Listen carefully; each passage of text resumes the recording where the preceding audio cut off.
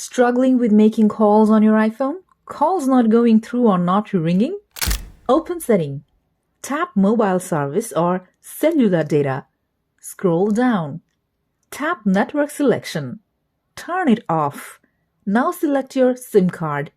Now go back to Main Cellular Data setting. Tap Cellular or Mobile Data option. Tap Voice and Data. Try to select the available network around your surroundings. If it's 5G, then set 5G Auto or 4G. Depending on what you have, also make sure to enable VoLTE to have better voice over call. Also make sure to enable VoLTE to have better voice over call. Quickly after that, swipe down. Enable airplane mode for 20 seconds. Now turn off the airplane mode.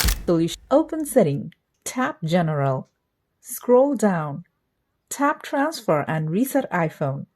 Tap Reset Network Setting.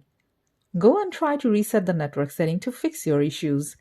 Now that you've completed those steps, your issue should be fixed. If you have any more questions or need extra help, just drop a comment below.